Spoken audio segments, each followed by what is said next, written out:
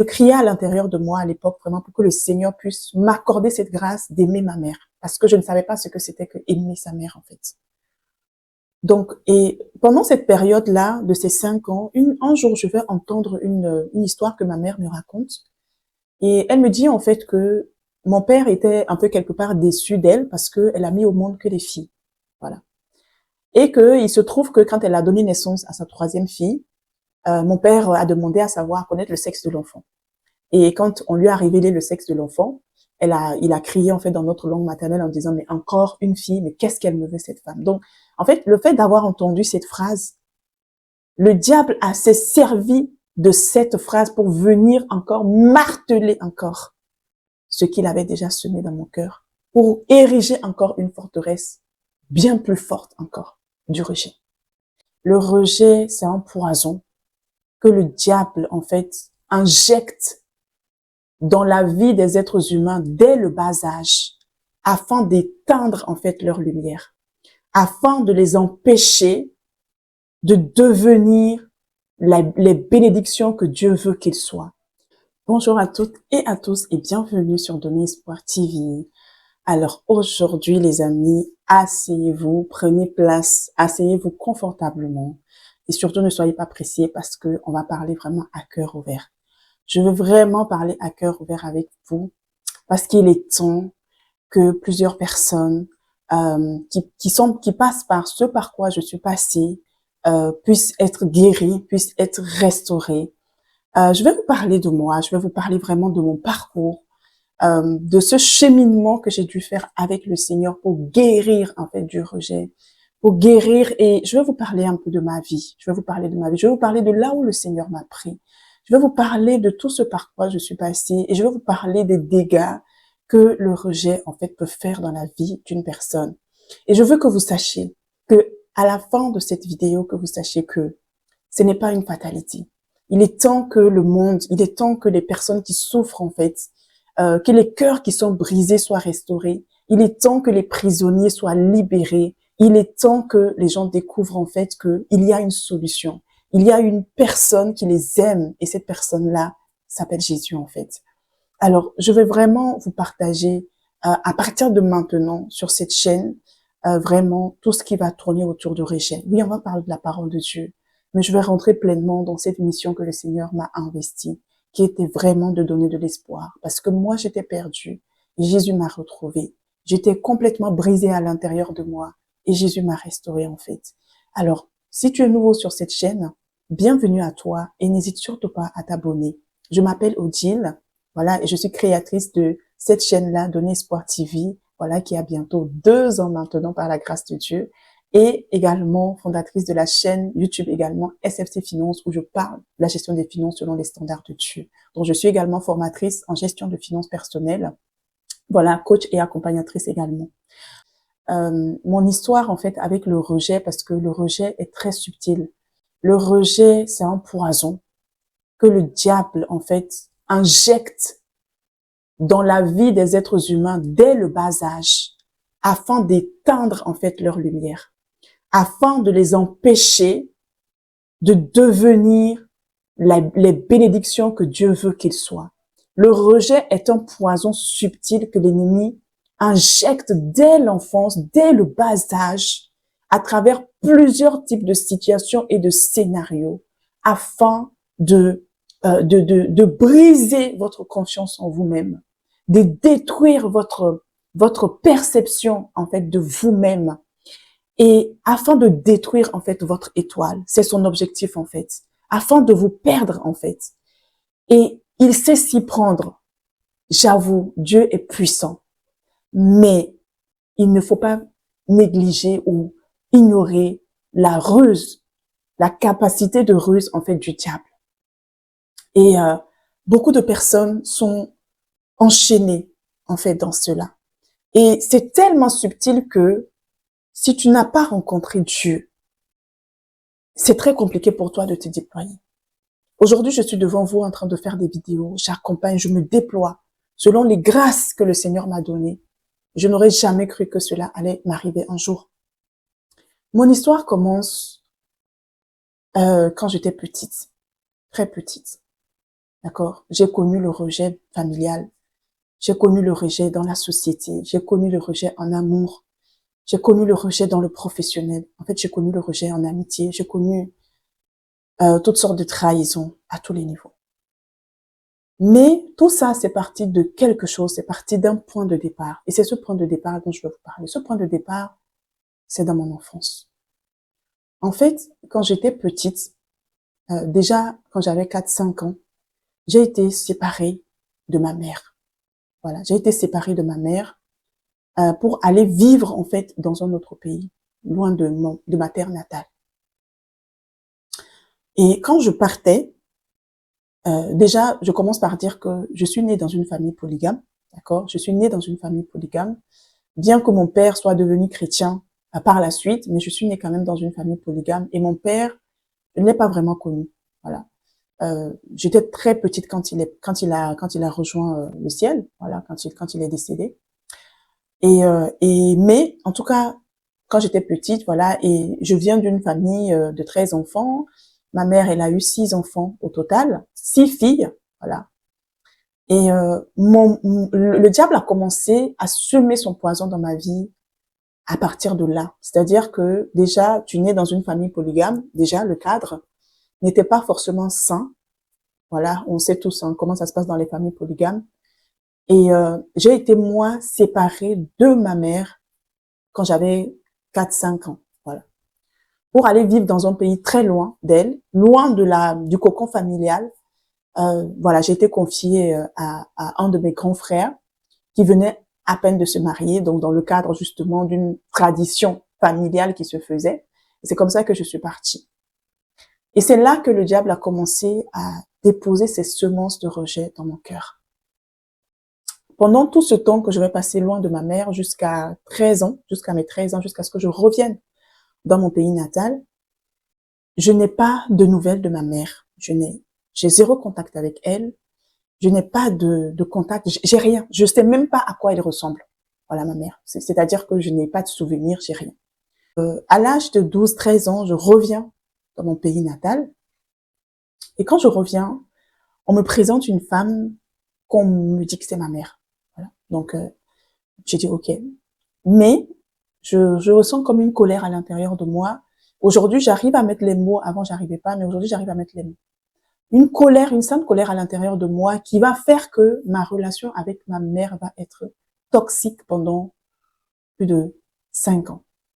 Voilà, très toxique pendant plus de 5 ans. C'est-à-dire que c'est vraiment une relation parce que je crois qu'à l'intérieur de moi, aujourd'hui, j'arrive à mettre les mots encore une fois de plus parce que je savais que aujourd'hui, je sais que c'était la colère qui m'animait. Mais je pense que je l'en voulais beaucoup, sans m'en rendre compte, mais je l'en voulais beaucoup. Donc, moi et ma mère, c'était très compliqué. Le rapport était très compliqué. 5-6 ans après, la relation a commencé à se stabiliser avec ma mère par la grâce de Dieu parce que je criais véritablement au fond de moi. Même si je n'avais pas encore rencontré le Seigneur Jésus comme je l'ai rencontré aujourd'hui, je croyais en Dieu, je partais à l'église, d'accord? Voilà, j'étais à l'église catholique, je partais à l'église, je priais et je criais à l'intérieur de moi à l'époque vraiment pour que le Seigneur puisse m'accorder cette grâce d'aimer ma mère parce que je ne savais pas ce que c'était que aimer sa mère en fait. Donc, et pendant cette période-là, de ces 5 ans, un jour, je vais entendre une histoire que ma mère me raconte. Et elle me dit, en fait, que mon père était un peu quelque part déçu d'elle parce qu'elle a mis au monde que des filles. Voilà. Et que il se trouve que quand elle a donné naissance à sa troisième fille, mon père a demandé à savoir connaître le sexe de l'enfant. Et quand on lui a révélé le sexe de l'enfant, il a crié en fait dans notre langue maternelle en disant mais encore une fille, mais qu'est-ce qu'elle me veut cette femme? Donc en fait le fait d'avoir entendu cette phrase, le diable s'est servi de cette phrase pour venir encore marteler encore ce qu'il avait déjà semé dans mon cœur, pour ériger encore une forteresse bien plus forte encore du rejet. Je me suis dit, cette phrase a commencé à résonner à l'intérieur de moi, à créer une forteresse. Et j'ai commencé à raisonner en me disant, mais en fait, mon père ne m'a jamais désiré, en fait. Mon père ne m'a jamais aimé. Je me demande même, est-ce que quand je suis née, est-ce qu'il est venu même me voir? Est-ce qu'il est venu même voir à quoi je ressemblais? Malheureusement, mon père était décédé. Je n'ai pas vraiment connu mon père. Je n'ai pas de souvenir de lui. Il est parti très tôt, vraiment très, très tôt. Et En fait, cette phrase, les amis, a créé une autre forme de colère encore plus forte parce que, j'avoue, avec ma mère, on est passé par des moments difficiles. Il y a eu des moments où même pour manger, c'était pas facile. Mais Dieu a toujours fait grâce. Dieu a toujours fait grâce. Et j'en voulais beaucoup à mon père depuis que j'ai entendu cette phrase. Déjà, je l'en voulais parce que j'ai trouvé que la situation, une certaine situation dans la famille était un peu de sa responsabilité, de sa faute. Mais encore avoir entendu ça a créé vraiment une sainte colère à l'intérieur de moi. Et je l'en voulais. Je l'en voulais. J'étais très en colère contre mon père. Très en colère. Et ce rejet de me dire que mon père ne m'a pas aimé, que mon père ne m'a pas désiré, que mon père peut-être ne croyait même pas qu'un jour je pouvais devenir une personne, parce que malheureusement, je viens d'un milieu où, inconsciemment ou consciemment, j'en sais rien, vous le savez peut-être plus que moi, pour vous qui avez grandi dans une certaine communauté, à quel point la femme est un peu mise en fait à un niveau inférieur. Voilà, on pense que rien de bon ne peut sortir d'une femme. Voilà. Et on vous le fait savoir par les paroles, par les actes, par les gestes, à l'intérieur de la famille et à l'extérieur de la famille. Cette colère-là envers mon père va me pousser dans les bras des hommes. Voilà, je vais commencer à avoir des relations amoureuses, à vivre, voilà, une vie mondaine, dans l'impudicité. Et parce que je cherchais une quête, un amour en fait. Moi-même, je savais pas. Aujourd'hui, c'est aujourd'hui que j'arrive à mettre les mots. Et bien sûr, ça marchait pas. Ça pouvait pas marcher parce que j'étais blessée à l'intérieur de moi et que forcément, les personnes que j'attirais à moi, c'était des personnes qui étaient blessées également. Donc, on se blessait mutuellement. Les relations ne marchaient pas. Les relations amoureuses ne marchaient pas. J'ai vécu des échecs amoureux. J'ai connu des trahisons. Voilà, des hommes qui sortaient avec moi, mais qui m'ont trahi, j'ai connu. Et, euh, et au-delà de tout cela, ça, en fait, plus tu vas vivre des échecs et plus ton estime de toi-même se brise. Et tu penses que, en fait, tu vas jamais arriver, en fait, à faire quelque chose de bon. Mais, au milieu de tout ce chaos, je suis reconnaissante à Dieu parce qu'il y a quelque chose qui m'a toujours donné la force de me battre et de ne jamais baisser les bras. Cette force-là a fait que j'ai toujours eu la rage de réussir à l'école. Et donc, ce qui fait que j'étais concentrée, j'étais très concentrée. Déjà par mon tempérament introverti, parce que j'ai une personnalité bleue. Ça paraît pas à l'écran, mais je suis quand même quelqu'un d'introverti, assez discrète dans ma vie de tous les jours.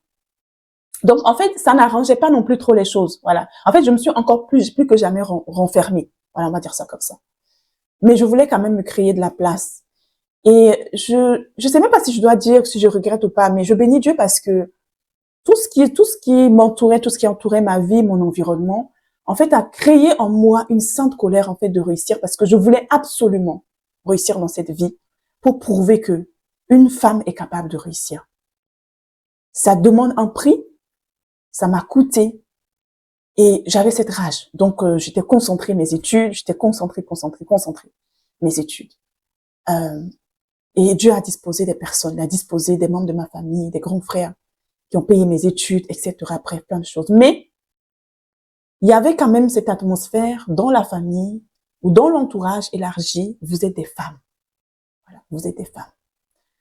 Et vous êtes des femmes et en fait, il n'y a pas d'héritage qui va sortir de vous en fait. C'est ça le message qu'on t'envoie. Qu'on t'envoie par les paroles, par les actes. Voilà, les hommes sont mis sur un piédestal. Par contre, les femmes, vous en tant que femme, vous n'êtes pas considérées. J'ai vécu ça à plusieurs niveaux, que ce soit c'est des personnes sur qui j'ai grandi. J'avais limite pour moi cette forteresse que le diable avait érigée du rejet m'a amené en fait à créer en fait une carapace de la femme forte, inébranlable. Parce que je ne me permettais pas d'être triste, je me permettais pas d'être abattue, je me permettais pas tout simplement de pleurer en fait. Il n'y avait pas de la place pour ça dans ma vie. Il fallait absolument que je sois forte pour moi, il fallait absolument que je sois forte pour ma mère, il fallait absolument que je réussisse pour relever en fait l'honneur de maman. Il fallait que je réussisse. Il fallait absolument que je prouve que on peut être une femme et faire autant qu'un homme. Ça fait beaucoup de responsabilités.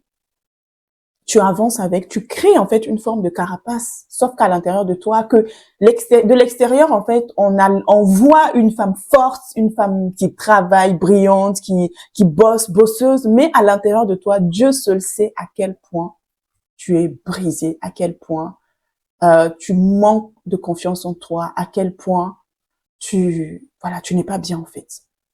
Mais ça a été une période, ça a été comme ça pendant, je suis venue au Seigneur, j'avais plus de 25 ans. Ouais, ça a été comme ça pendant 28 ans. Voilà, on va dire ça comme ça. 27, 28 ans. Ça a été comme ça pendant 27, 28 ans. J'étais devenue un peu, je vivais, mais en fait, je vivais pas, je vivotais. J'ai envie de dire ça comme ça. Je vivotais réellement. Je vivotais réellement. Euh, je cherchais la compromission. Je cherchais, en fait, la vie des gens. J'étais tout le temps, je suis tombée, en fait, ça m'a conduit à tomber non seulement dans la dépendance affective vis-à-vis des hommes, en termes de relations amoureuses, mais également dans une certaine recherche d'approbation des membres de ma famille. Voilà, des membres de ma famille. J'étais pas comprise. J'étais traitée de tous les noms, d'arrogante, impolie, bref, tout ce que tu veux.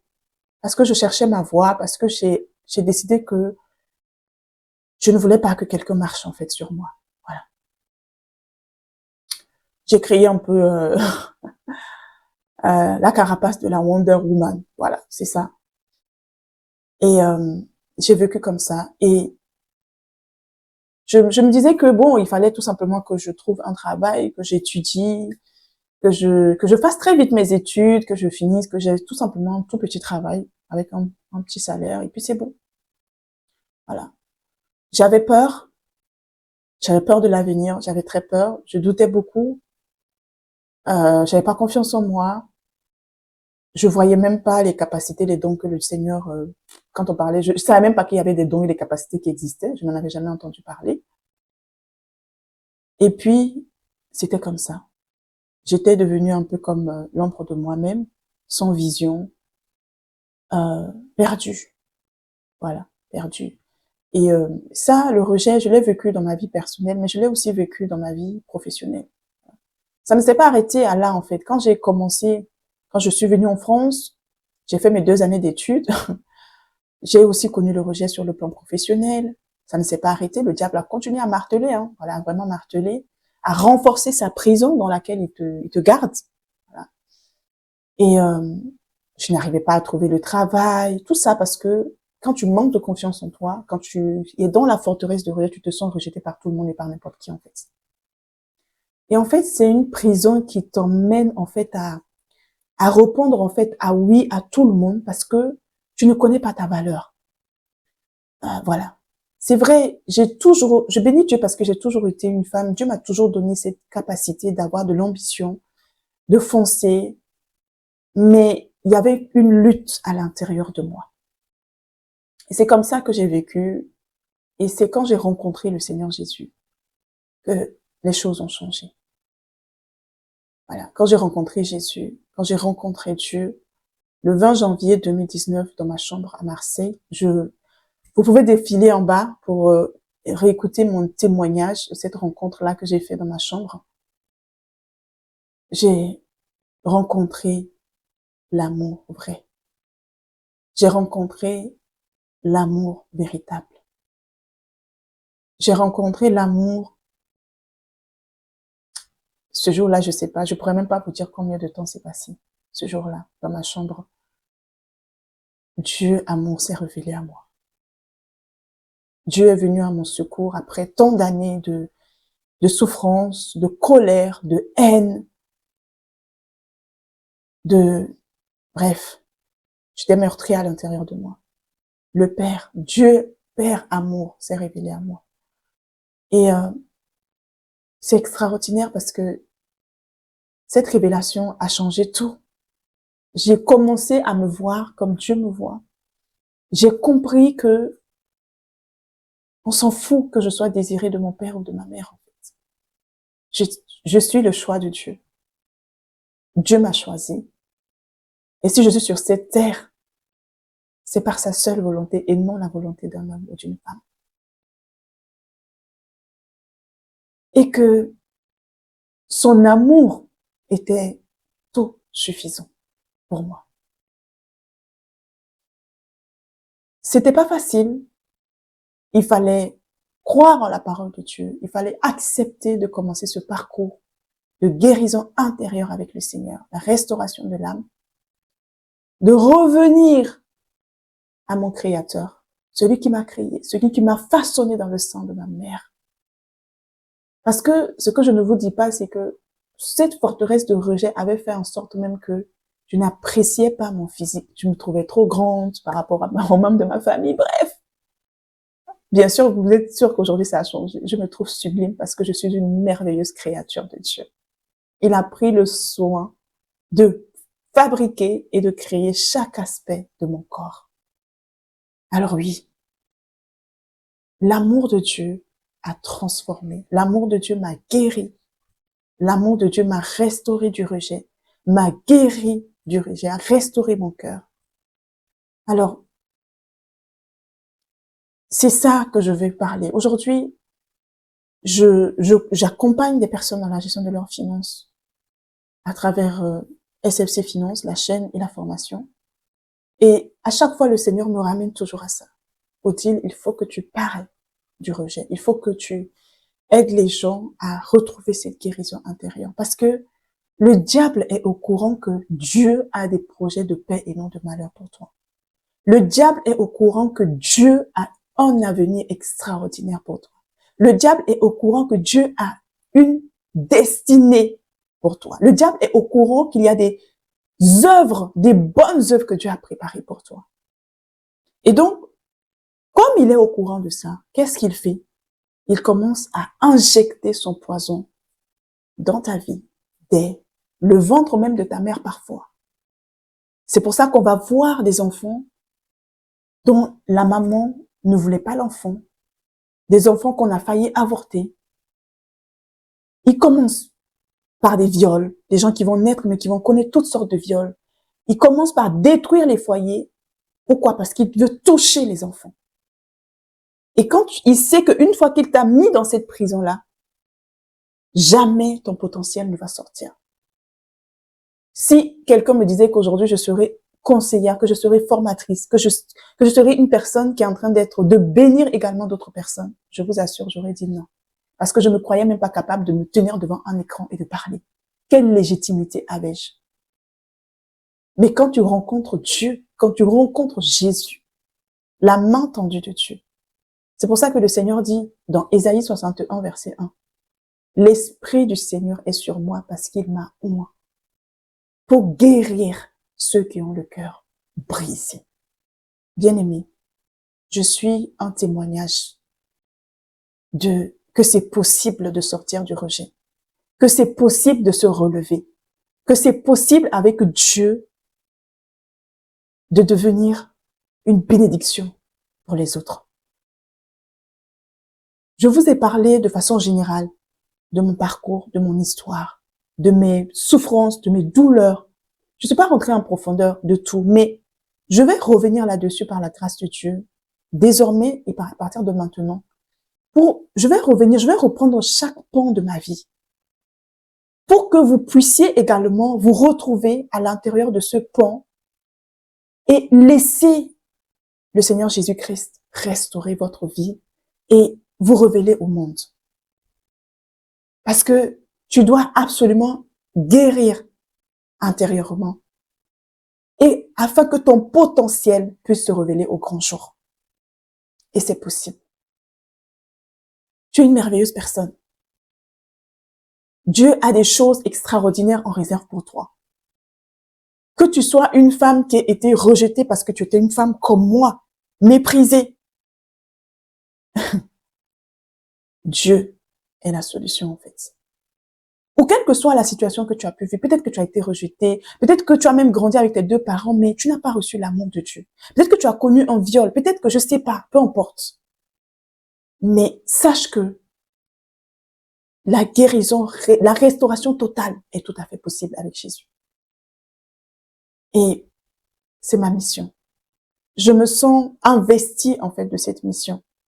Parce que mon cœur saigne, en fait, quand je vois les gens qui sont rejetés, quand je vois les femmes, les hommes qui souffrent à l'intérieur d'eux-mêmes et qui ne savent pas quoi faire. Il y a une possibilité, il y a une solution. Jésus a déjà tout pris à la croix. Son cœur a été percé pour te guérir de toute forme de douleur intérieure. Alors, je te dis encore, si tu n'es pas encore abonné, fais-le. Parce que même pendant ma formation sur les finances, je me rends compte que les gens ont des problèmes dans leurs finances parce que c'est lié, en fait, à leur âme. Et quand je commence à creuser, toujours, ça me ramène toujours au rejet. Le rejet est l'un des poisons les plus répandus sur la terre. Mais il y a un temps pour tout. Je crois que au travers de cette chaîne, au travers de tout ce qu'on va développer, toi aussi tu vas guérir, tu vas te déployer, tu vas pardonner, tu vas te relever, tu vas être guéri et tu vas devenir aussi une bénédiction. Alors, Jésus est réel, Jésus guérit. Moi, je ne sais pas toi. C'est vrai, il y a les psychologues, il y a toutes sortes de choses, mais toutes ces personnes-là, il y a un seul guérisseur, c'est Jésus-Christ en fait. Alors, si tu te retrouves en tout cas dans mon histoire, je t'invite vraiment à partager cette vidéo s'il te plaît. Je veux que je veux que ce témoignage touche le plus grand nombre possible de personnes. Parce que je veux que les hommes et les femmes à travers le monde qui souffrent intérieurement et qui ne savent pas quoi faire, qui sont perdus, sachent qu'il y a une solution.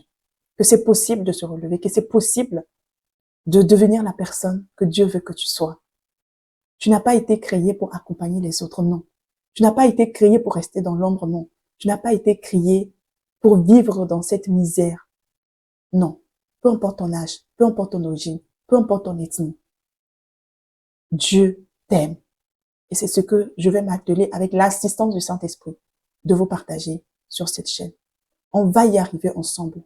On va réveiller une génération d'hommes et de femmes complètement restaurés et qui vont révéler leur plein potentiel à la gloire de Dieu. Donc voilà, je te dis à très bientôt sur cette chaîne-là et que Dieu te bénisse.